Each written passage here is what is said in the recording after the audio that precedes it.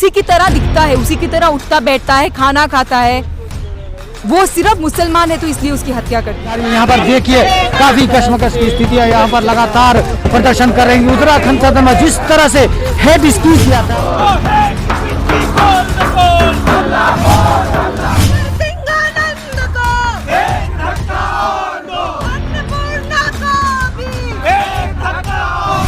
मुसलमानों के खिलाफ जीनोसाइड कॉलिंग देते हैं।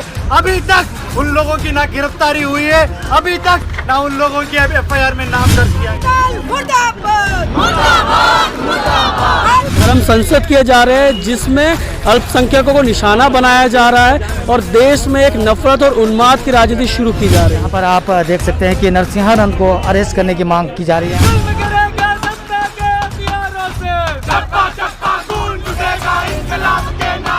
हिंदुओं को मुसलमान विरोधी बनाने की रोज़मर्रा की कवायद है, जिसमें आप जब तक रोज़ इस तरह का जहर नहीं भरेंगे समाज में, उसकी नस में आपको कहीं भी जगह नहीं छोड़नी है जहर के अलावा।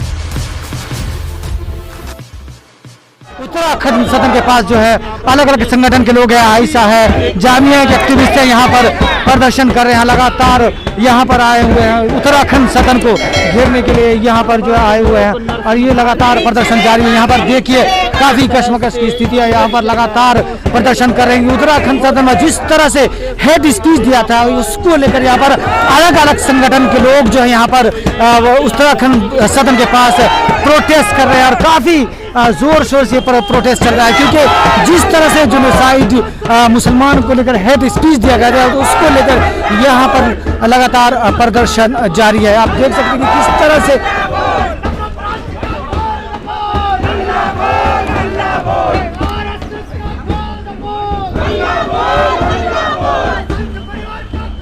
उत्तराखंड भवन के पास जो है बैनर लिखा हुआ यति नरसिंहानंद को लेकर जो है उनको अरेस्ट करने की मांग कर रहे हैं। जिस तरह से भड़काऊ भाषण उत्तराखंड धर्म संसद में दिया गया उसको लेकर यहाँ पर लगातार प्रदर्शन जारी है। लोग काफ़ी गुस्से में नज़र आ रहे हैं। यहाँ पर देखिए उत्तराखंड भवन को घेरने के लिए हज़ारों संख्या में लोग यहाँ पर पहुँचे हुए हैं। आप क्या कहना चाहेंगे? केवाई से हैं, यहाँ पर प्रदर्शन में शामिल है, क्यों प्रदर्शन में शामिल हुए हैं? देखिए लगातार ये कोई पहला मामला नहीं है, इस तरह की चीज़ें इस देश में हो रही है। जिस दौर में आपने अभी यहाँ पर ये कहा जा रहा है कि कोरोना है और डिस्टेंस बना के रखिए, स्कूल कॉलेजेस बंद है, तमाम चीज़ें बंद है, उस बीच में इस तरह के जो धर्म संसद किए जा रहे हैं जिसमें अल्पसंख्यकों को निशाना बनाया जा रहा है और देश में एक नफरत और उन्माद की राजनीति शुरू की जा रही है, जिसको बीजेपी और तमाम जो सरकारें हैं वो समर्थन कर रही हैं और जिस वजह से इस देश में एक सांप्रदायिक माहौल बन रहा है। ठीक है, ये सिर्फ अपने राजनीतिक चुनावी फायदे के लिए इस तरह की चीज़ों को लेके आ रहे हैं और इसकी आड़ में जो तमाम जो असली मुद्दे हैं जिनसे लोग गंभीर रूप से जूझ रहे हैं, चाहे वो अस्पताल का मामला हो, चाहे वो स्कूल का मामला हो, तमाम तरह की चीज़ें हैं, रोजगार का मामला, उन सबको छुपाने के लिए किया जा रहा है। क्या ये जो धर्म संसद में लोगों ने जो भाषण दिया है, क्या उन्होंने ये जानने की कोशिश की जो गंगा किनारे दफनाए गए हैं बिना इलाज के जो मरे हैं, क्या उनके लिए इन्होंने कुछ बोला है? नहीं बोला है। क्या जो टीचर्स हैं, जो बेरोजगार हैं, वो नौकरी के लिए जब मांग कर रहे हैं और सरकारें उन्हें बीजेपी की सरकार ने योगी की पुलिस द्वारा उन पर लाठियां बरसाई गई, क्या उनके बारे में उन्होंने कुछ कहा? क्या वो तब बोले कि नहीं सभी हिंदुओं को नौकरी दे दो?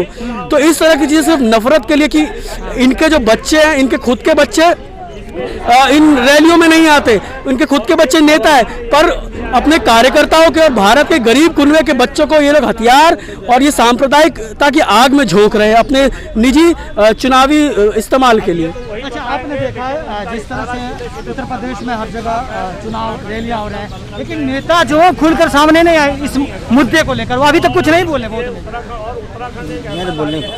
क्या आप बताइए?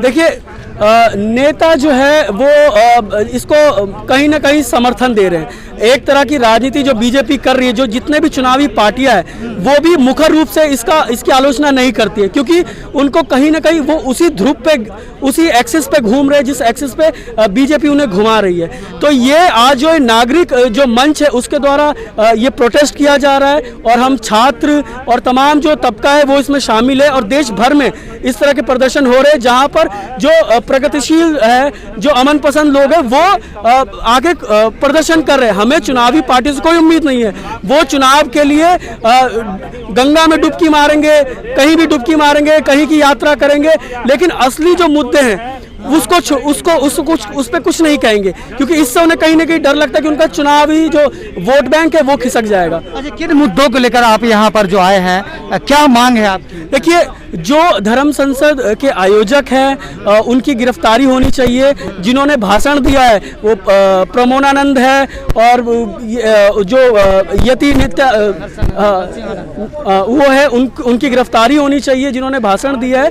और तत्काल जो वहाँ के डीएसपी है, ठीक है, उन्होंने भी इस तरह का उनके खिलाफ कार्रवाई नहीं की, उनको भी निलंबित किया जाए। और क्योंकि इस तरह की चीजों को वो जानबूझ के बढ़ावा दे रहे हैं, तो ऐसे लोग इस तरह के पदों में अगर आसीन रहेंगे तो ये देश का सबसे बड़ा दुर्भाग्य और खतरा भी है।